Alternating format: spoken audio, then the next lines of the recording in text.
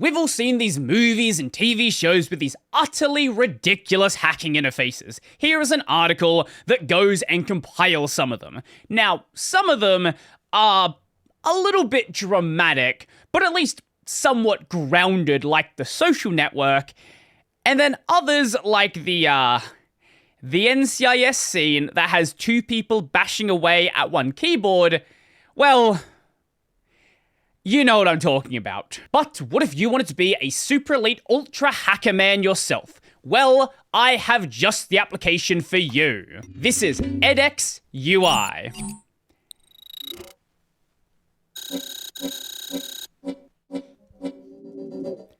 And it makes just the right amount of annoying noise to get the vibe perfectly across. Full disclosure, sadly the project has been abandoned for about 5 years now. We'll talk more about that a bit later. So there's gonna be bugs, there's gonna be things that don't work the way they should, there's gonna be missing features that are never gonna be resolved.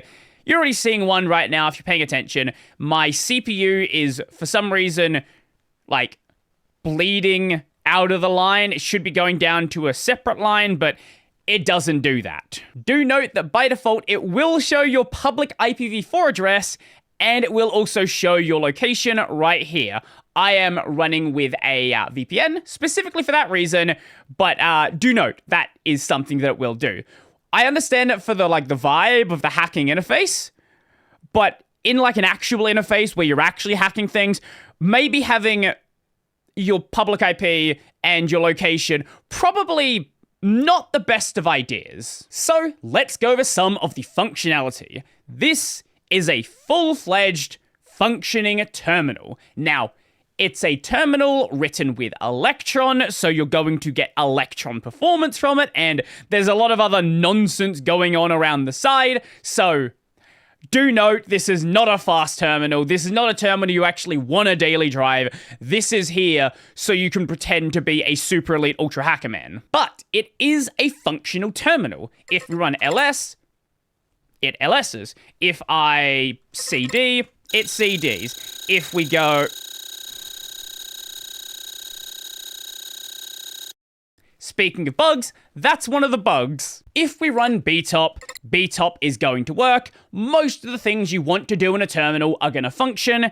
Obviously, with some of the more esoteric software, some of the weird things you could be running, I do expect some software to work. Anything that kind of breaks in a normal terminal will probably break here and break even more, but most things you're going to be good with. By default, it does use the bash terminal. If you don't want to use bash, that can be changed in the settings.json file. Either you can modify it as a file, or if you go and click it in the interface, because this is a file browser down here, it is going to open it up like this, and we have the bash setting right there. I'll talk more about the settings a little bit later. It's 100% a meme terminal, but it still has some useful functions. For example, all of these empties here, these are additional terminals that we can go and open. These are additional tabs we can use. And again, they function exactly like you'd expect from a tab in any regular terminal. So in a very, very tiny minor way, compared to some terminals out there, this does have more functionality. Now, most of the functionality you don't care about, but at least it has tabbing. And that can't be said for everything. Frankly, I don't care about tabbing, but if you like it, it is here. And yes, I'm sure you've noticed, there is a virtual keyboard in the bottom right-hand corner. This is a fully functional virtual keyboard, so if I press L, S, enter, that is going to work. But you might have also noticed that when I'm typing, anything I press on my keyboard, it is going to go and... Why is Alt function? You know what? We're not going to think about that. Anything I press on my keyboard is going to be emulated, is going to be mirrored on the virtual keyboard as well. So, again, elite super hacker man. If the sound does happen to be a bit much, we can go into the settings, go to the audio section, set it to false, or we can go and change the audio volume. Just for the sake of everybody's ears, I will go and disable it for the rest of the video. If we then save to disk, now that setting has been done, and... for some reason, not working.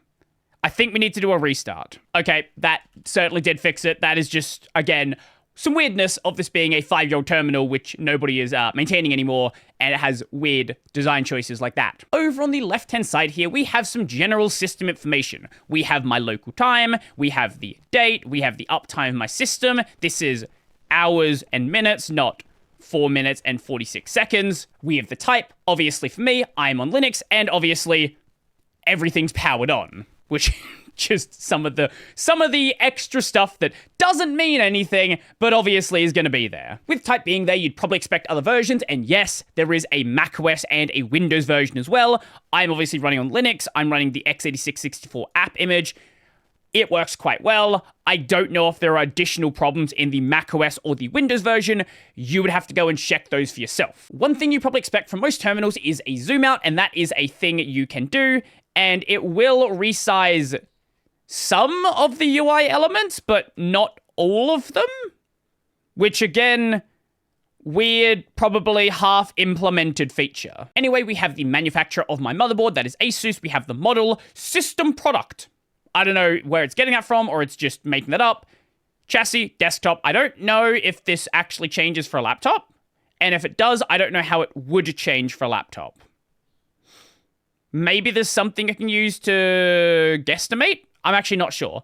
As I said before, with the CPU usage here, the A from AMD is being cut off by the E here. It should have gone down to a separate line. Also, processor is cut off. That's not that big of a deal, but clearly the text is not being handled properly. We have the core usage for 1 to 8 and then 9 to 16. We have our system temp, the speed, not the clock, the speed. Very different thing. The max speed, the number of tasks running, our memory usage, swap, which is at 0, and then we have a very, very basic process monitor. And as mentioned before, we do have a GUI file manager down here. This bar along the bottom, even though it is styled basically identically to the scroll bar here, is not actually a scroll bar. That is storage usage.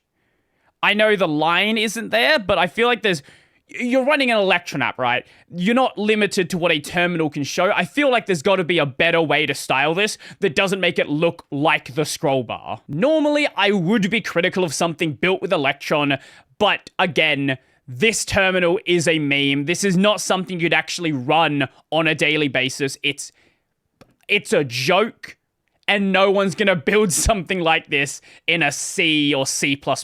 Maybe someone would. It could happen, but Electron is the place for this. Web tech is the place for this. By default, when you open up the application, you're going to be in your home directory in .config/eDex-UI. This is where all the configs are stored, and because it's an Electron app, also a bunch of random other web nonsense as well, like cookies and logs and GPU cache, and various other nonsense. There are 4 things in here you probably want to care about, those being the keyboards, the themes, the settings.json, and the shortcuts.json. There is this preferences here. Clicking it does nothing. So that can't be opened in the app. However, keyboards, if we go into that folder, we can now select a different keyboard. Right now, obviously, I'm on en.us, but if we go to Dvorak, and this is the interesting thing, it doesn't actually change the keyboard mapping. It changes the mapping on the virtual keyboard, but if I do something like, hi, my name is Brodie Robertson, spelt correctly, you probably notice that I typed that totally fine. I'm not a Dvorak user. I have a QWERTY keyboard here. What it is doing is mapping those QWERTY keys over to Dvorak. So if you want to pretend like you're using Dvorak, you can do that. Or something like Colmac if you prefer that one, or various other ones here. Do note that if you try to use Workman, it's segfaults. Honestly, I could not tell you why it's segfaults with that keyboard. Maybe it doesn't on your system. If it doesn't, hey, go and pretend to use Workman, but I have just not been able to get that to work. If you're wondering how we get back to another directory, we can click the go up. It's Electron, and then it goes back up here. Over in the themes folder, we have a number of themes to choose from. Obviously, you have your normal kind of themes like Nord, but of course, you've got to have those hacky kind of themes as well. Here we have the Matrix theme, should be obvious where the name came from. Here we have the Tron theme. This is simply known as red, and obviously incredibly important if you're breaking through the firewall. You're cracking the firewall. The firewall is at 33%. This here is the Cyborg theme, and you'll notice with this one and some of the others, there are variations of that theme as well. We also have Cyborg-Focus. This one drastically changes the UI, and we don't have the virtual keyboard any longer. This is just trying to be still kind of a meme, but a more useful terminal. Remember, this is an Electron app, so you have access to CSS, and anything you want to do with CSS styling can be done here as well. For example, there is this theme. This is known as Horizon. This one is not actually shipped with the application, but drastically changes the layout. For now, I'll be going with the Tron theme. Now, in the settings, we have a number of things we can change. As I mentioned before, we have the shell, and if you want to pass in any shell arguments, that can be done as well. If you want to change the default directory to load in, say for example you want to load into your home directory by default instead of the config directory, that can absolutely be done. Also, we can change the keyboard and the theme from this interface. And the rest of the settings we have here, I think are all pretty self-explanatory. Do you want it to be in 12 or 24-hour time, or if you're in the US, military time? The monitor you want to spawn on? Do you want to have the intro play? Do you want to see the cursor? Various other things like that. Do you want it to make sure it retains the aspect ratio in windowed mode? Overall, nothing too crazy here. Most of the complicated configuration, that's going to be done through theming. As for the shortcuts, this is mainly just a list of the available shortcuts. It does seem like you're supposed to be able to edit these. That doesn't appear to be possible. I think this is one of those things which was partially implemented, and then nothing was fully completed here. Unless I'm missing something. There doesn't appear to be any way to actually go and change it here. However, we can go and click open the shortcuts file, and that should do something. Theoretically. It did, I just did not see the window. It's over here. So here we have a JSON file. We can go and modify all of the things in here. Pretty straightforward. Theoretically, I've not tested this. We're going to find out right now. If I quit the file, okay, now the application goes back to working. So it will temporarily freeze the interface whilst that file is open. Now, am I going to use this terminal frequently? No, absolutely not. I'm probably going to uninstall it as soon as I finish this video because it's an app image that's just deleting the file and then deleting the configs. However, if you're looking for a way to mess with non-techie people, maybe don't use it at an airport. That's my recommendation. But if you want to mess with people in other situations, this might be the application to do it. When the project was archived, this post was made. It has been 3 years since edX's initial 1.0 release. Since then, 16 updates have been released with the help of 46 contributors, and they have been downloaded about 400,000 times. Last year, I opened an issue to gather support, both moral and financial, to fund maintenance, as I was a student with little resources for a project of this size. Thanks to sponsorship and other generous donations of some of you, I've been able to keep the project on life support. This summer, I dropped out to become a full-time software engineer, and I feel it is time to reassess the situation.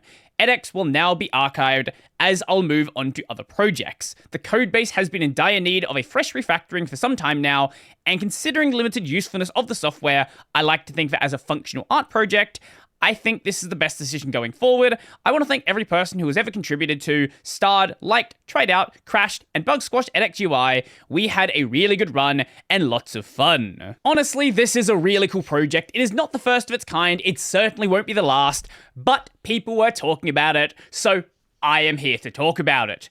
Anyway, give it a shot. See if you like it. You probably won't because it's Electron, but again, mess with your friends with it, have some fun, and yeah. So if you liked the video, go and like the video. If you really like the video and you want to become one of these amazing people over here, go subscribe as well, and check out the Patreon Scribes Daily Bearer Pay linked in the description down below. That's going to be it for me, and I am hackerman.